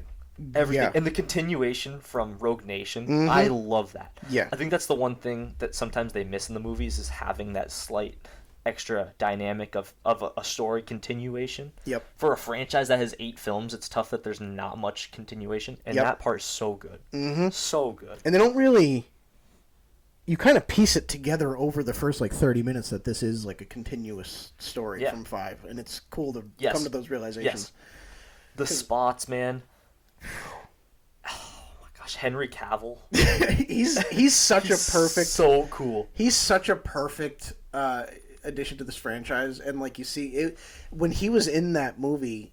when that movie first came out, that was at the height of all the is Henry Cavill the next James Bond things, and then he comes out with this, and you're like, oh, he has to be he's just perfect for this type of thing. He's made for an action movie, the arm pump or whatever it is to punch somebody with a gun. It's so perfect. Yeah, I know.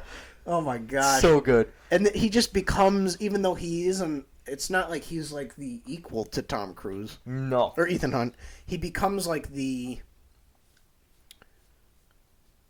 What would you even call it? The antithesis to Ethan Hunt, where it's he's everything Hunt isn't. He's the brute who's willing to go to any length to get the job done and willing to make sacrifices. Yes. Yeah. It's like if Ethan decided to take the easy road with what he's doing, underhand tactics. Mm-hmm.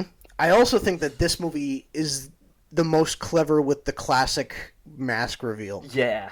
Yeah. In the beginning, when they visit the one follower and he's taunting them, and then what's his face? Wolf Blitzer pulls his mask off, and it's that was so cool. And then you have the Alec Baldwin's character, the FBI director, when he fakes him out. It's just perfect. It is. There's so much to be said about that movie. The ending scene too, when they have the helicopter and it's hanging on by a thread, and they're both dangling on the line, and then when Ethan makes the step where he's free climbing on the side of this gigantic mountain, and then he lets it drop down, and it knocks him off. And then even once he gets done with the villain, I was still palms sweating. Seeing him climbing back up that and scaling it to then flick it off with a second left. And again, I think So that's good. the elevated experience you get from it Yes. being real. Yeah. And then so Yeah. much of that final sequence, I'm sure, is CGI. They didn't drop a I'm plane sure. off a I know. cliff. And Yes, I know. whatever. But he climbed a rock wall. Yes. Like Dude, you don't even see ridges on it. No. Like, it's like... No. And it was tied up. Who cares? At this I point, know. like, stop saying that. Like, Yes. the fact that he's doing any It's of this awesome. isn't... I wouldn't do It's that awesome. tied up. Even if you just took it as a straight up thing, I was still nervous for him. Yeah, Like, and it's great. almost like it being real mixed with the fact that, like, you should have just had closure when Cavill's character dies. Yeah. And then next thing you know, he's climbing this rock face, and he might not make it in time, and you're like, I need a second. Like, I need a breather for a minute. And it just doesn't give it to you. But the payoff is so much more satisfying because of it. So good. Yeah. So good. Oh, yeah. Okay. I'm glad we agree on that. I'm glad we agree. I think for the most part we agreed. Yeah. It was really just 3. That was the difference, I think. Yeah. And it was really just a couple 100%. placement. Do you want to give me your villains? I do want to do the villains, I think you should just give me a full list right now, I think. Okay. And then we'll break it down. Okay, we Because ranked we kind of touched on a lot of them. We went ahead and we ranked the core, what would it be, like 7 or 8, I think 7 villains from the franchise. From worst to best. Going first, I'd say at 7, Sean Ambrose from MI2. Could not care less. I agree. I have him there. Number 6 is Kurt Hendricks from MI4. Interesting. Okay. Couldn't care less. And then number 5, I have Jim Phelps from Mission Impossible 1. Okay. Number 4, August Walker from MI6. Okay. Again, it's a situation where from here on out, every character in like just about any other franchise would probably be the best villain. But it's just you just have a long line of really solid characters. Okay, including so August including Walker? August, yeah, you just have solid. These are 9 out of 10. Totally agree. Yeah, totally agree. You're gonna be like, this is interesting. Yeah, yeah, you're gonna probably totally disagree with this. Don't say it. Number 3, I have Gabriel. Oh my MI7 and 8. Again, maybe I'll rewatch 7 and love it more. Number 2, I have Solomon Lane, MI5 and 6. Number 1, I have Owen Davian from MI3. Is he a one-off? Yes. Is he very cool? Is he very? Is he like anything else in the franchise? There That's is no true. there is no other villain that really knows Ethan's emotional weakness and exploits it. The only reason Gabriel knows it is because he sees it. At this point in Ethan Hunt's life, the only people important to him are the ones that are like on the front lines with him. So it's easy for Gabriel to try and exploit that. Same with Solomon Lane. But when you have Owen Davian, it's a situation where everyone that matters to Ethan at this point in his life is secret. Mm-hmm. And he still finds a way in there. That's true. And there's so much tension that comes with that, where it's like he's not just... The stakes are not just with the world-ending thing with the rabbit's foot, which I'm so glad they clarified. I'm glad that... The stakes are also, like... he and Ethan and the dynamic that they have. It's personal. It is. In a way that it's not before. For the first time. Right. And more so than most of the other ones. Ethan's not just led to stop this person out of obligation to his job. It's like self-protection or self-preservation, which I think is creative. Yeah. So I have him at 1 for that reason. But again, any of the 4 you could switch out. I don't dislike that. All right, what do you got? I have we have a same bottom 3. Okay. Pretty similar order. I have number 7. I have Sean Ambrose. Sucks. He just stinks. He's not that cool. You don't really fear him. Right. 6. I have Jim Phelps, which I flipped with Kurt. Okay. I felt like Phelps was not even there. No. The only active time he's actually bad is for that 2-minute scene. Right. At the end. And it could just be the reveal that caused me to put him It's the above reveal. Kurt. It's the reveal, and it's the first one. But he doesn't do anything at all. Right. And the behind the scenes is very minimal. So it's like... Yeah. I don't know. Yeah. I have at 5, I have Kurt. At 4, 4 and 3, I had such a hard time ranking. I have at 4 Solomon Lane. Oh, interesting. And I did have at 3 August Walker. Okay. It's such a tough dynamic between tough. the two of them. Maybe it's the recency. I just love 6 so much that I think it pushed it over, because in 6, Solomon's a little more behind the scenes. Like, he's not really doing as much. He's kind of just... Yeah. There. So I put him ahead. At 2, I have Owen Davian. I like that. No, I'm okay with that. You're okay with that? I'm glad he's that high. Okay, he's 2. He's definitely 2. Yeah. He's definitely 2. Yeah. And I would almost argue that the villains almost coincide to me with how emotional the films are to me. Mm-hmm. So that's why I would put 7 and 8 as the most emotional to me, with Gabriel as the Okay. one. Okay, I like would that. definitely say 3 is the next most to me. Okay. And then I would go progressively from there. Okay. I think of how much it affected me. Okay. I just think Gabriel is so cool, man. He is so cool. And he's the villain, man. He's got so much personality, I feel like. He's got so much, like he adds that little extra oomph where there's kind of a level sometimes where, which I know you kind of want both for a good villain, but with Owen Davian, I hated his guts. Yeah. And that's good. Like, I wanted to hate his guts. I kind of liked Gabriel. I thought he was kind of cool. He was almost so good that I thought he was so cool. I will say, I love, to gas you up a little bit, I love the touch that the actor who played Gabriel gave, where it was like, regardless of the emotion coming out of his voice, like, his eyes were totally dead inside the entire time. Like, he was... Yes. If you covered his eyes, like, you might think he's, like, angry. His eyes were just totally dead. And it was really cool. Like, The at certain vibe he had points going when on. he's, like, monologuing or whatever, like, he's threatening to kill everybody, he's taunting Ethan, and his eyes are just cold. Yeah. And I thought that was pretty cool. He's very cool. He's very cool. Okay. I like that ranking. Yeah, I like that pretty too. good. I That's like pretty that good. Yeah. Yeah. Now, you wanted to do a little thing, a scene stealer. You wanted to talk about something maybe that... Yeah. And I think, is this like a good way to kind of like bookend our MI conversation? I think so. Okay. I think so. All right. You thinking you want to do like all of? Do you want to do like one for? Let's do one for this movie, this current one, and then one for all of Mission Impossible. Okay. Your favorite stunt. Give me your. So from the movie, I'm not gonna lie. You're gonna hate me for this answer, and I'm not trying to cop out here. Okay. Scene stealer for the movie also happens This to is be all franchise? Like no, for the first movie or for the 8th movie. Okay. Is also the same I would do for the whole franchise. Okay. That helicopter scene. Oh my word. In the new one. Yes. Yes. And I think the reason it was so heightened to me is because I thought there was a legit chance he was going to die. I 100. By the way, I think 100% agree with you about Really? this. So that's Yes. what you would do This too? is my scene stealer. Okay. And That's your scene stealer? We had off camera ranked the stunts. That's my far and away number one. That's your stunt. number one? That was insane. I couldn't believe it, dude. No. I couldn't believe it. And you think that carries over for the whole franchise? Just that stunt alone? Yes. Okay. I totally think that's the best. Okay. Everything added in. Dude, when he's falling down, like he repeatedly like starts to make the climb and then something happens. Yeah. And the way Gabriel's going bar for bar with him, trying to flip him off of it, and he's legit. You see a point where they show his fingers like sliding slowly, and then like it flips enough where he kind of regains his leverage, Right. And it's just constantly going back. The whole scene was like 20 minutes, Right. And they constantly were just going, and you're just sitting there like, oh my word! Did you see his hair? Like, I know it sounds stupid, but like you can see how freaking like fast it's all flying. Yeah. The one where the wind's blowing so hard down that it looks like a bowl cut almost. Yeah. You just see like the one little dot in the middle of his head. Yep. Yeah. That was funny. Gosh, dude. So since you said that, maybe one more. If you had to give your next best scene, what would you do? My scene stealer. This. I don't know if this is even an answer that you'll take. Okay. For me, I feel that the entire franchise has been elevated by its music. Oh. Yeah. And I feel... I can't believe we haven't touched on that I yet. think over time that original theme has been so, like, memeified or almost, like, overused within pop culture that it's hard to take it seriously when it plays. And I think that the way that over the last, like, definitely 5 movies or so, they have found ways in the intro...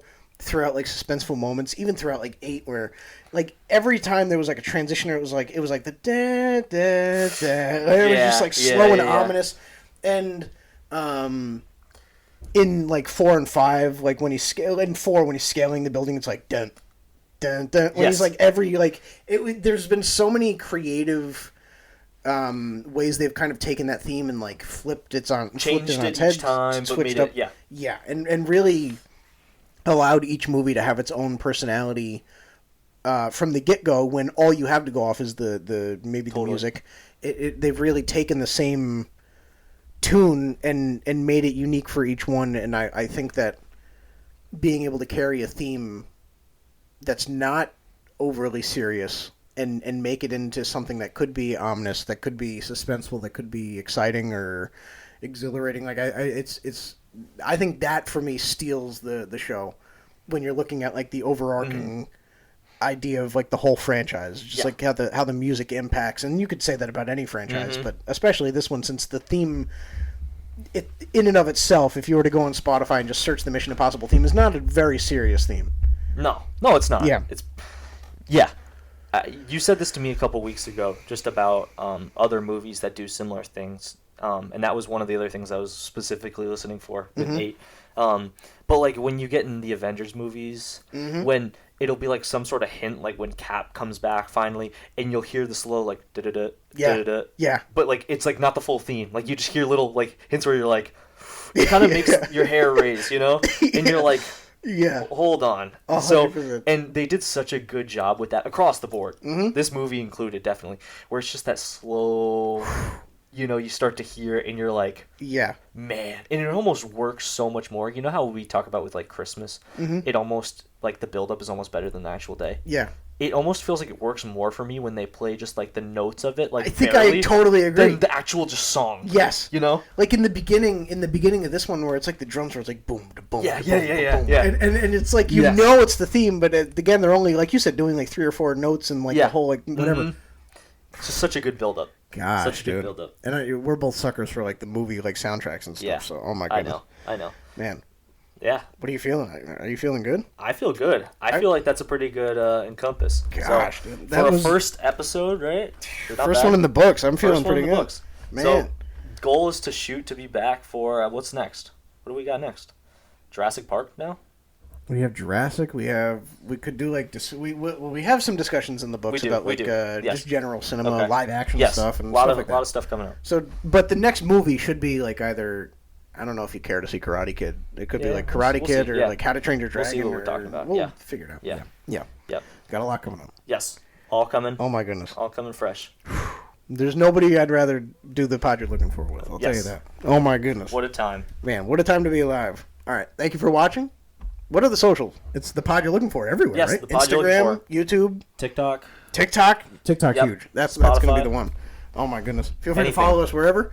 Also, follow us on. You want to give your Letterboxd a shout? Oh yeah, you're starting to put out reviews a little bit. Putting out reviews. I'm fresh on it. He's been on it. He is the Letterboxd king. I live on Letterboxd. He is. He got me in.